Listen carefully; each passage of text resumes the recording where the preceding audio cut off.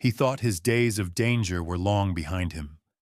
A veteran, hiding away in the frozen mountains of Montana, with only his old German shepherd for company. But one night, that faithful dog broke the silence, barking, howling, and dragging him into the woods. What they uncovered was not an animal, not a predator, but something trapped, something broken, and someone who should not have survived. The storm grew darker, the night colder, and every step they took pulled them closer to a secret buried under snow and blood. In the end, it wasn't just about saving a life. It was about facing a truth that could cost them both everything. And the dog? His story is the part that will haunt you long after the fire burns out. The Colorado Rockies in early December were a place where silence could feel heavier than stone. The town of Glenwood Springs, lying at the foot of the mountains, had already vanished under a thick quilt of snow, and the forest around it was layered with frost, the branches of the pines bowing under their icy burden. The sun never quite reached these valleys in winter. It bled through the mist like a pale coin behind a veil of smoke, giving little warmth and even less comfort. The wind threaded between the trees in slow currents, sharp and dry, whispering against bark and snow as though the mountain itself were breathing. It was not the kind of place meant for casual visitors. Only those hardened by solitude or seeking refuge from ghosts of their own pasts could endure this wilderness. Jack Turner was one of them. Jack Turner, once a Special Forces operative who had carried out missions across continents, now lived in a cabin at the edge of this wilderness, miles from any neighbor. At 40, his frame remained broad-shouldered and disciplined, though he had lost the rigid posture of command and replaced it with a slower, steadier gait. His face carried the map of all the years behind him, strong jaw dusted with a short dark beard streaked by gray, and deep-set hazel eyes that seemed to look beyond any immediate scene, as if always evaluating, always measuring the unseen. Life had carved lines into his features, lines not only of age but of weight, the kind of lines drawn when a man had seen things he could never fully tell another soul. Jack had chosen silence and the company of trees because silence was the only thing that no longer asked questions. But Jack was not alone. His truest companion was Rex, a German shepherd of 12 years, old by the standards of his breed, with fur that had turned silver gray along the muzzle and darkened to almost black along his back.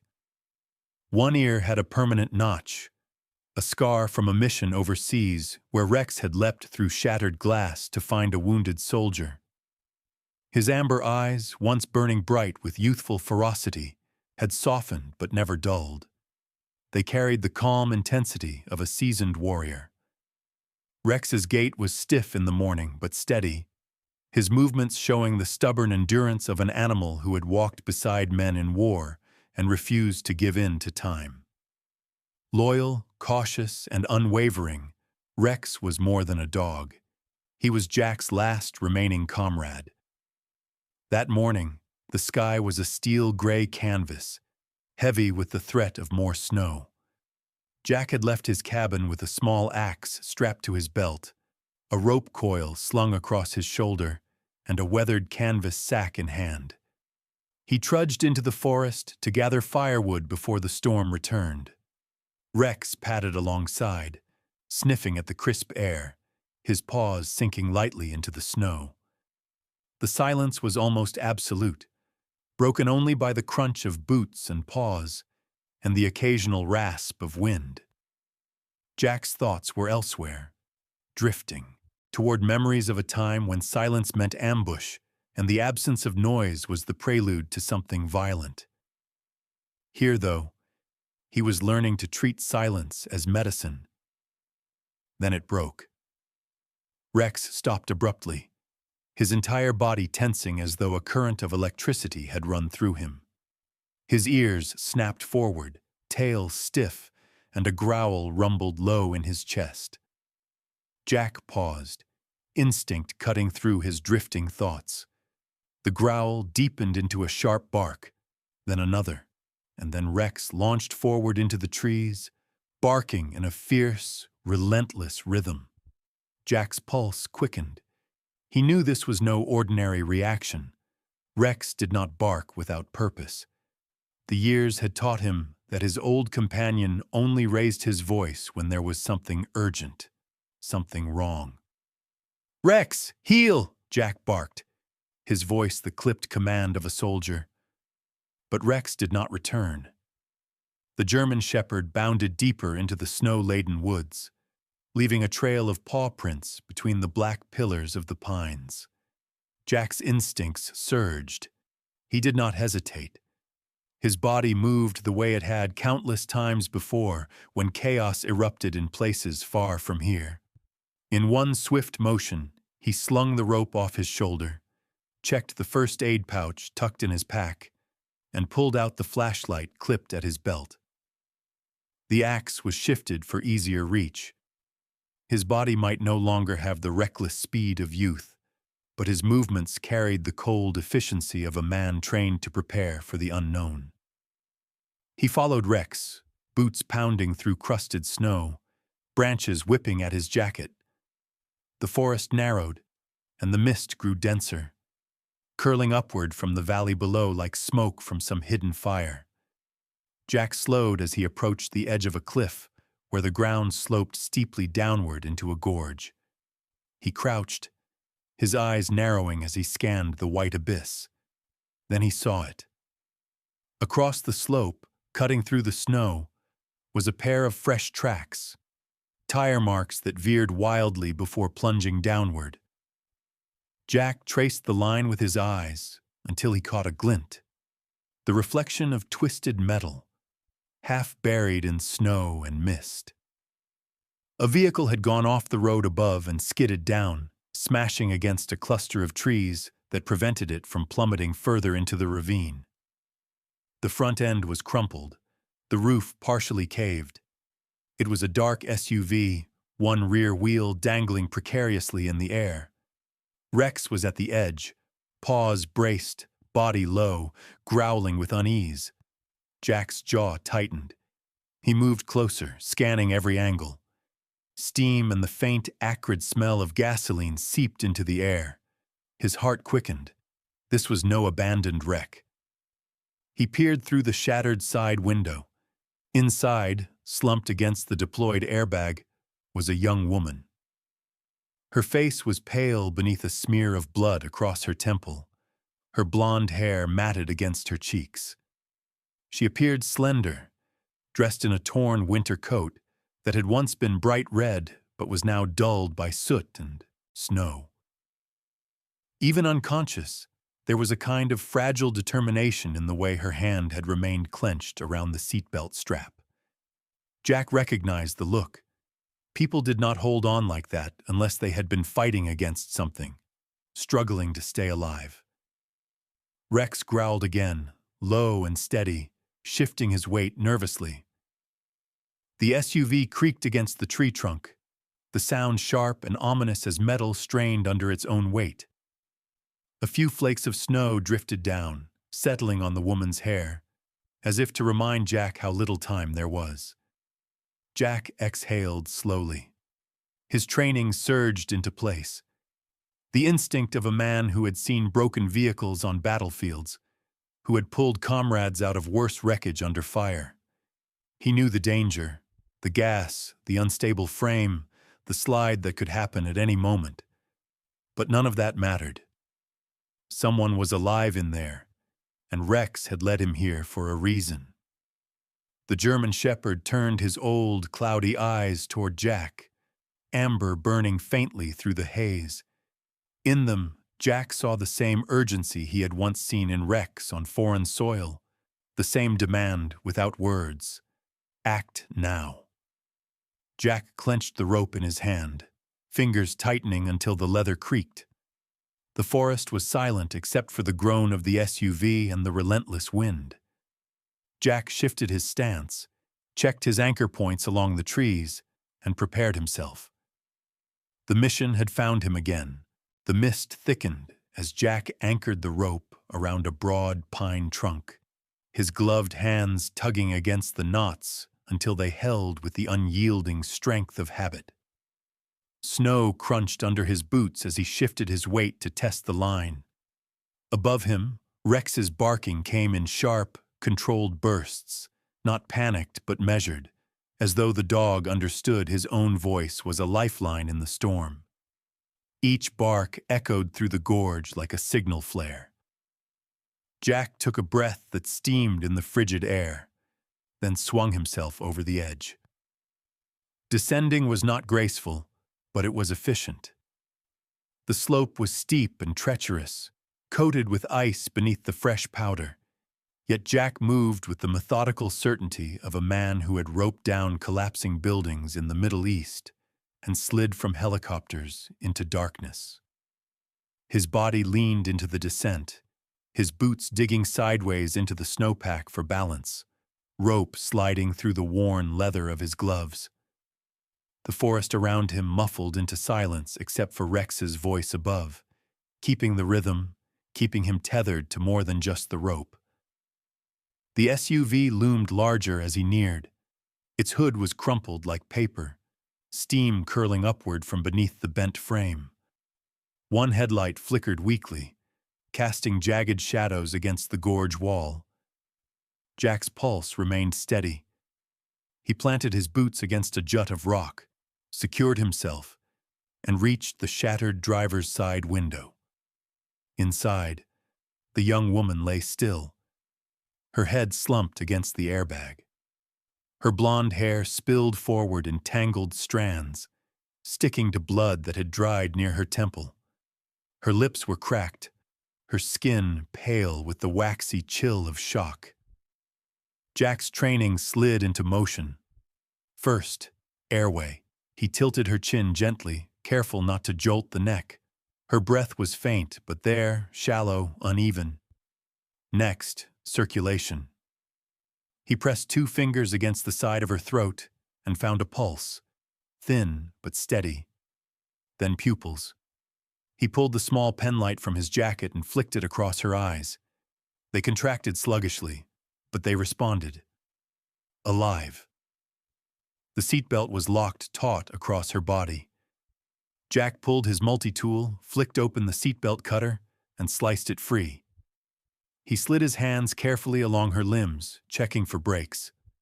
Her right ankle was swollen, and her wrist bent at an unnatural angle, but she had no obvious chest collapse. He exhaled relief. He would have one chance to move her before the entire vehicle slipped further. He glanced at the engine bay. The battery hissed faintly, fluid leaking where the frame had twisted. Sparks hissed near the crumpled hood. Jack popped the latch, leaned in, and with one practiced motion yanked the cables free, silencing the light. Then he drew the spring punch from his pouch, pressed it against the passenger side glass, and triggered it. The glass cracked into a web, shattering under his gloved strike. Shards fell outward, vanishing into the snow. Jack crawled halfway inside, sliding his arms beneath the woman. She stirred faintly at the movement, a soft groan escaping her lips. Easy. You're safe, he muttered, voice low, steady, the same tone he had once used for soldiers bleeding on desert ground. Her eyelids fluttered open for a second. Blue eyes, glassy and unfocused, locked on him. Her lips trembled. He pushed me, she whispered, voice raw. Camera, memory card. Then her eyes rolled back, consciousness slipping away. Jack froze for a moment, the words hammering into him. Pushed, camera, memory card, not an accident, not just a crash. He swallowed, adjusted his hold, and drew her out of the wreckage. Above, Rex barked again, the rhythm more urgent now. The SUV groaned, metal grinding as the frame shifted another inch down the slope. Jack swore under his breath. He pulled the compact emergency blanket from his pack, wrapped it around her small frame, and cinched it tight with the straps of his rescue sling. From another pocket, he pulled a tourniquet, securing it above the injured ankle to stem swelling and stabilize movement. Each motion was deliberate, precise, the product of endless drills carved into muscle memory. The air filled with the smell of leaking fuel. Jack moved fast. He clipped the carabiner of the rescue sling to his harness and gave 2 sharp tugs on the rope. Rex answered with 2 barks, as though affirming he understood. Jack began to ascend, muscles burning as he pulled both his own weight and hers up the incline. His boots found purchase in small outcrops, the rope straining as it dragged across rock. Snow fell from above, shaken loose by his movement. He kept his body turned, shielding her with his chest, her head pressed against the thick fabric of his jacket. Halfway up, the sound erupted, a sharp metallic crack, followed by the thunder of collapsing steel. Jack glanced back in time to see the SUV shift violently, breaking free from the tree that had barely held it. It slid downward, screeching, then vanished into the fog with a booming crash. A dull explosion followed as the leaking gas ignited, a plume of fire curling upward through the mist. Heat licked the air even at this height. Jack twisted, shielding the girl fully, his back to the blast. Snow showered over them in the tremor. Rex barked frantically from the ridge, his silhouette pacing. Jack gritted his teeth and hauled upward, forcing each motion through burning muscles. He knew he could not falter. The girl's weight dragged against him, but he clung to the rope, hand over hand, until finally Rex's head loomed above the rim. The dog leaned forward, teeth clamped on the slack rope as though he could help drag them to safety. Jack rolled over the lip of the ridge, breath tearing from his lungs. He eased the woman onto the snow, checking her pulse again, still weak, but there. Rex circled once, then settled against her side, his body shielding her from the wind. Jack watched, him for a moment, the way the old dog curled his frame like a wall. Even in his years, Rex still knew his duty. The girl stirred again, whispering, "Memory card?" They wanted. Her eyes flickered open long enough to meet Jack's before closing once more. Jack looked out into the storming valley, the firelight from the wreckage flickering far below. This was no accident. Someone had wanted her gone. And now, by chance or by fate, the burden of her survival was his. Above them the wind howled, carrying snow across the ridge in blinding sheets. Jack pulled another blanket from his pack, wrapping it tight around her, then pressed his hand to Rex's head. "Good boy," he muttered. The dog's eyes, clouded by age yet still burning with command, met his in return. The world had just shifted again, and they both knew it. The cabin crouched at the tree line like a relic of another time, its log walls dark with age and its chimney breathing a thin trail of smoke into the night sky. Snow had settled along the roof in heavy drifts, and the windows glowed faintly as Jack pushed through the door, carrying the unconscious girl in his arms. Rex bounded in behind him, his paws scattering snow across the wooden floor before he turned back toward the door, ears pricked, gaze alert. The air inside was cold, touched by the memory of the dying fire. But the scent of pine and smoke lingered like a shield against the winter beyond. Jack laid the girl carefully on the faded couch near the stone hearth, her blonde hair spilling over the rough wool blanket he pulled across her. The light of the flames revealed the fragility of her face. Lips pale, eyes shadowed, her frame shivering though wrapped in layers. He fed the fire with split logs until it roared again, orange light casting long shadows that swayed across the log walls. Rex lowered himself onto the rug beside the couch, his head raised, amber eyes fixed on the doorway as if he expected danger to follow them home. Jack crouched to examine her injuries in better light. The tourniquet around her ankle held firm, slowing the swelling, and the makeshift splint at her wrist remained in place.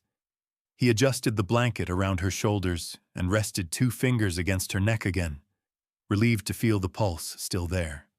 Thin, but steady. She stirred faintly at his touch, eyes fluttering open for a moment. Her voice was hoarse, but it carried urgency. "I filmed it," she whispered. "He saw, turned the lights off, pushed the car." Her words faded into silence as her head sank back into the pillow. Jack frowned, piecing fragments together, the puzzle forming but refusing to take shape. He rose, hanging his jacket on the peg near the door, and reached for her torn coat draped across the armrest. The fabric was stiff with frost and blood, but his hands were methodical as he checked the pockets. His fingers brushed something small and solid, a micro SD card sealed in a cracked plastic case. Alongside it, folded and damp from melted snow, was a scrap of paper with coordinates scrawled in shaky handwriting. Jack crossed to the battered desk in the corner of the cabin where a small laptop lay beneath a dust cover. The machine was old, a relic he used rarely, but it booted with a soft hum. He inserted the card and waited, eyes narrowing. The files inside were simple, mostly still images and short video clips, the last dated only 2 nights before. The videos wouldn't play without corrupting, but one audio file opened, grainy and jagged with interference. A man's voice, deep and rough-edged, filled the cabin. "We can't keep cutting at this rate, Cole. People are already asking questions. The Rangers are sniffing around." Another voice answered, sharper, impatient. "Let them sniff. They'll find nothing, as long as the payments keep flowing. We have a contract, and every tree on this ridge is worth twice what it costs us to keep quiet." Jack leaned closer, recognizing the second man's tone, the confidence of someone who had never been held accountable.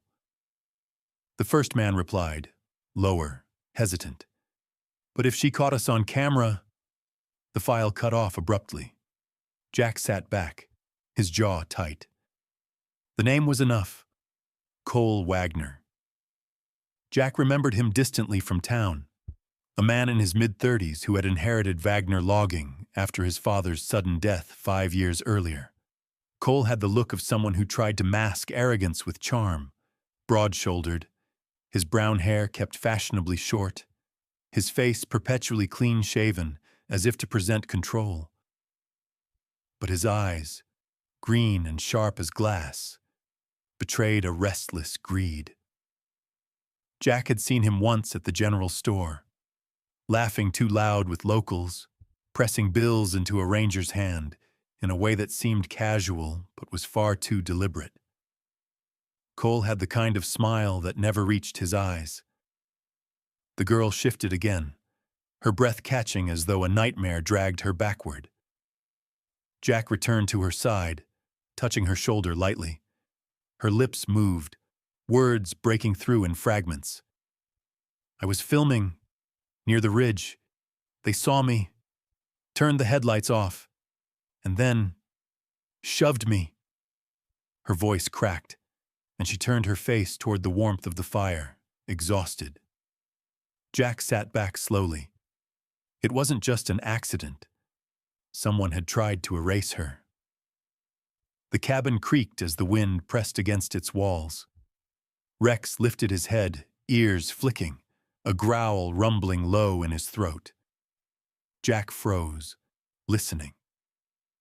Outside, the distant whine of an engine carried faintly through the trees. He crossed to the window, extinguishing the lantern with a swift motion, until only the fire glowed. Darkness pooled through the cabin. Headlights swept briefly across the tree line, pale beams piercing the snow, searching. The sound of tires crunching over frozen earth grew closer, then pulled away, circling. Jack crouched near the window, one hand resting on Rex's collar. The dog's body quivered, his hackles raised, his gaze locked on the flickering light outside. Jack raised a finger to his lips, the silent command old and instinctual. Rex stilled, though the growl continued in his chest. The beams passed again, cutting across the cabin wall, a bright stripe of white crawling over the logs like a searchlight. Jack held his breath, watching, every sense sharpened. Whoever was out there was not lost. They were looking for something, or someone. Jack returned quietly to the couch, adjusting the blanket over the girl, her breathing shallow but even. She was the reason they were here, the reason the lights prowled through the forest like predators. He tightened his jaw. For now, she had to remain unseen. The dawn in the Colorado mountains came reluctantly, bleeding pale silver across a horizon of frozen ridges. The snow had stopped sometime in the night, leaving the forest glazed in ice that glittered in the half-light like shards of glass. Jack Turner stepped out of the cabin, his breath rising in heavy clouds, the strap of his pack pulled tight against his broad shoulders. Inside the cabin, Ava Brooks stirred weakly under the blankets, her face still gaunt but with more color than the night before. She needed a doctor, and she needed protection. Jack had already decided the only way was to reach the ranger station, where Sheriff Brody had agreed to meet him after receiving Jack's brief radio call through an old emergency line. Sheriff Alan Brody was not a man Jack knew personally, but his reputation reached even the remote edges of Garfield County. A sheriff of nearly 3 decades, Brody was a tall, broad man in his late 50s, with a face carved from weather and duty, square jaw lined with coarse gray stubble, heavy brows shadowing deep-set blue eyes that missed little. His hair, still thick but streaked with silver, was always combed back with military precision. Years ago, before the badge, he had worked on the oil fields, and an accident that killed 3 friends had hardened him, making him intolerant of negligence and corruption alike. He was fair with townsfolk, but relentless with criminals, a lawman who valued truth over politics. Jack trusted the idea of him, though not yet the man. By the time Ava was secured on a makeshift sled rigged from Jack's old gear, the sky was light enough to travel. Rex trotted beside them, tail stiff, his once black fur now silvering at the tips, but his eyes bright with vigilance. Age slowed his stride, but not his purpose. His breath puffed in steady bursts, a rhythm Jack had come to depend on. The path narrowed into a gorge where a wooden bridge crossed a narrow chasm. The timber creaked under the weight of snow, icicles dangling like teeth. Jack slowed, scanning the terrain, his instincts prickling. Something was wrong. He halted, one hand resting against Rex's collar, eyes searching the tree line. Figures emerged from the shadows of the pines. 4 men, bulky in winter jackets, scarves pulled up to conceal their mouths. They carried themselves with the cocky slouch of men who believed numbers meant power. Their leader stepped forward, and Jack recognized him even at a distance. Cole Wagner. Cole was 35, but greed had already carved lines into his face that no youth could soften.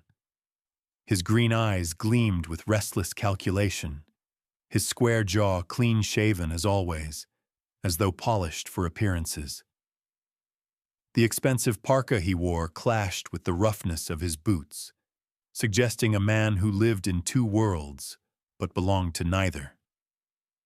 He smiled, thin and humorless, "You've got something of mine, Turner," he called, his voice echoing in the frozen stillness. Jack's hand brushed against the small metal canister clipped to his belt.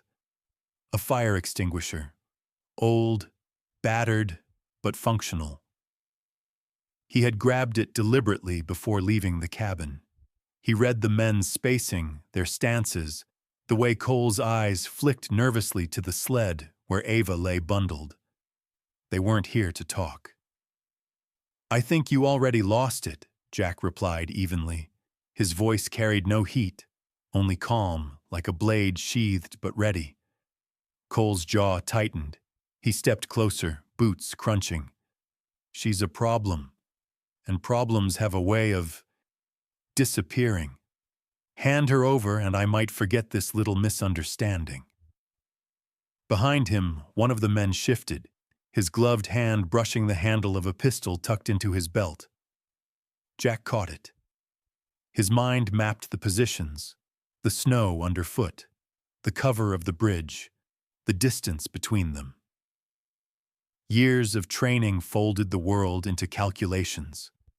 He moved first.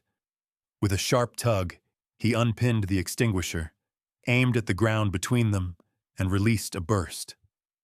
A thick cloud of cold white vapor exploded outward, enveloping the men in blinding mist. Coughs erupted, shouts of confusion echoing in the gorge. Rex surged forward, a growl ripping from his chest, his old muscles straining as he barreled toward the nearest man. His teeth flashed, snapping at the man's arm, forcing him backward in panic. Jack charged into the chaos, slamming his shoulder into another attacker and sending him sprawling into the snow. Cole stumbled, his hands raised against the choking mist. Jack caught him by the parka, dragged him forward, and shoved him hard against the frozen railing of the bridge. The wood groaned under the impact. Jack's forearm pressed against Cole's throat. "You tried to kill her," Jack growled, his voice low, dangerous. "Say it." Cole gasped, eyes wide in the vapor, the truth slipping free in his panic. "I had to. She filmed everything. She would have ruined me." Jack flicked the small body camera clipped inside his coat. The red light blinked, recording every word. He eased just enough for Cole to breathe, but not enough for him to move. Behind them, Rex held his ground, standing between Ava and the other men, his hackles raised, snarls tearing from his throat. The attackers hesitated, unwilling to test the old dog's fury. Then the distant pop of a flare shot upward, cutting through the mist with a sharp red light. Jack had fired it moments before engaging, and now the answer came. The crunch of snowshoes, the bark of commanding voices. Sheriff Brody appeared at the tree line with Deputy Eric Mills at his side. Mills was younger, in his early 30s, lean with sandy blonde hair tucked under a ranger's cap. His face was freckled, his expression serious, but his movements carried the energy of someone still proving himself. He was loyal to Brody, perhaps too eager, but his focus was sharp as he leveled his weapon at the scattering men. "Drop it!" Brody's voice cut through the smoke, commanding and steady. His rifle was raised, blue eyes locked on Cole. In seconds, the law closed in, the men disarmed, hands bound with plastic ties. Jack released Cole with a shove, stepping back as the sheriff moved in. Brody studied the man, then shifted his gaze to Rex, who stood panting heavily, chest heaving but unbroken, still planted firmly between Ava and the threat. Brody's lips twitched into the faintest smile. "Old soldier, huh?" he murmured. Rex thumped his tail once against the snow, his eyes tired but blazing, breath ragged, as if to answer. The ranger station was a modest building tucked into the base of the mountain. A structure of weathered logs with a green tin roof that glistened with thawing frost. Inside, the heat of a wood stove spread in uneven waves, battling against the drafts that slipped through cracks in the walls. The place smelled of pine resin and antiseptic, a combination of the wilderness and the efforts of men trying to civilize it. Jack Turner stood near the doorway, broad frame stiff beneath his worn jacket, as he watched Ava Brooks lying on a narrow cot pushed up against the wall. Her eyes were open now, still rimmed with exhaustion but brighter than before, their blue depth catching the firelight like shards of sky. A ranger medic, a woman named Karen Hayes, leaned over her, adjusting the IV taped against Ava's slender wrist. Karen was in her mid-40s, short and sturdy with cropped auburn hair streaked in silver. Her face bore the sun-darkened lines of years in the field, and her hands moved with the efficient confidence of someone who had patched up hunters, hikers, and more than one officer injured on the job. She carried herself with a maternal brusqueness, no nonsense, direct, but her brown eyes softened whenever she looked at her patients. She had lost her husband, a firefighter, to a blaze years ago, and that grief had carved into her a permanent drive to protect anyone still breathing. Ava turned her head toward Jack. Her voice was weak but steady. "You saved me. Both of you." Her gaze flicked downward to where Rex lay, stretched across the station floor, his sides rising and falling in heavy breaths.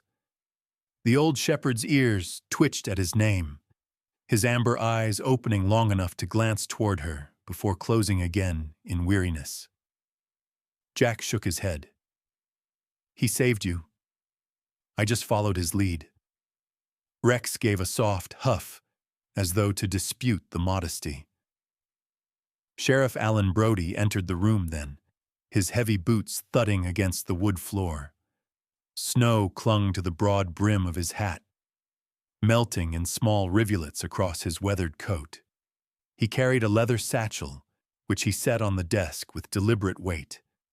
His deep blue eyes surveyed the room, lingering on Ava to ensure she was stable, then shifting to Jack with the calm authority of a man accustomed to balancing truth against chaos. "Turner," Brody said, his baritone steady. "We've reviewed the files. Between the memory card and your recording, it's enough to bring down Wagner and his crew. The DA will file charges this week." His jaw tightened as he added, "It won't be pretty. He's got friends, but nothing that will save him now." Jack nodded once, his expression unreadable. He had no interest in courts or trials. His part was already done. But a weight eased from his chest nonetheless. Ava closed her eyes briefly, a single tear slipping down her cheek. Whether from relief or exhaustion, Jack couldn't tell. Deputy Mills entered behind Brody, carrying a box of confiscated items. His sandy blonde hair was damp with melted snow, his freckled face tense with concentration. "We've rounded up the rest of Wagner's men," he reported. "They're cooling their heels in county lockup." He set the box down and glanced at Rex, his sternness softening into a smile. "Never thought I'd see the day an old shepherd put half a crew to flight." Rex lifted his head, panting quietly, his tongue lolling slightly before he laid it back down on his paws. The men chuckled softly, the tension in the room easing for the first time in days. That night, after the reports were written and the station quieted, Jack returned to his cabin. Ava would remain under Karen's care until she was strong enough to leave, but she had insisted on one more word before he left. As he had turned toward the door, she had reached for his hand. "There are some heroes," she whispered, her voice trembling but firm, "who will never wear medals. Sometimes it's just a man who doesn't quit, and a dog who remembers his duty." Jack had nodded, unable to speak. At the cabin, the storm had passed, leaving the night crystalline, every star sharpened against the black sky. Snow drifted down in lazy flakes, catching the light of the lantern Jack carried. He settled onto the porch, lowering himself onto the creaking wooden chair, its edges polished smooth by years of use. Rex padded out behind him, his gait slower now, hips stiff but determined. The dog lowered himself onto the porch boards, pressed against Jack's boots, and sighed heavily. Jack leaned forward, his calloused hand brushing through the thick fur at Rex's neck. "It's over now," he murmured, voice roughened by emotion he rarely allowed himself. "No more missions, no more battles. You've done enough, old friend." His eyes softened as he added, "You're home. We both are." Rex shifted, pressing his muzzle against Jack's boot, his cloudy eyes closing as if in agreement. The rise and fall of his breath grew steady, peaceful. For once, the silence of the mountains was not heavy. It was warm, filled with the presence of loyalty that had lasted a lifetime. Weeks later, Ava's story aired on national news. She sat in a studio, her blonde hair brushed smooth, her blue eyes bright though still shadowed by the ordeal. The footage she had captured of Wagner's operation rolled across the screen, intercut with her quiet narration. At the end of the broadcast, her words carried the weight of truth. "Not every hero wears a badge or a uniform," she said. "Sometimes it's an aging German shepherd who refuses to give up, leading us toward what is right." Rex reminded me that courage doesn't fade with years. It deepens, and that loyalty can still save us, even in the darkest woods. Back at the cabin, Jack had turned off the television after watching. He stepped outside into the snow, lantern light flickering against the drifts. Rex trotted after him, slower now, his paws leaving prints that pressed deep into the untouched white. Jack smiled faintly as he looked down. The snow caught the imprint of Rex's paws, glowing under the lantern. The tracks stretched into the distance, fading into the dark woods where the wind whispered through the pines. Jack stood there for a long time, listening, the night carrying not just silence, but the echo of everything that had brought them here. And when he finally turned back toward the cabin, Rex's prints glimmered behind him in the snow, fragile yet enduring, like promises that the winter could never erase. Sometimes, miracles don't come as lightning in the sky or voices from the clouds. Sometimes, they walk on 4 tired paws in the snow, or rest their head against an old soldier's boot. Rex reminded us that God's blessings are often quiet, hidden in loyalty, love, and the courage to do what is right. In our daily lives, we might not face burning cabins or frozen ravines, but we all face struggles, moments when we wonder if anyone will stand with us. This story is a reminder that we are never truly alone. Faith, love, and the loyalty of those beside us, human or animal, are proof that God still works His miracles in the smallest acts of devotion. If this story touched your heart, please share it with someone who might need a little hope tonight. Leave a comment with your thoughts, and subscribe to join us for more stories of courage, faith, and compassion. May God bless you and your loved ones, and may His light guide you even through the darkest winters of life.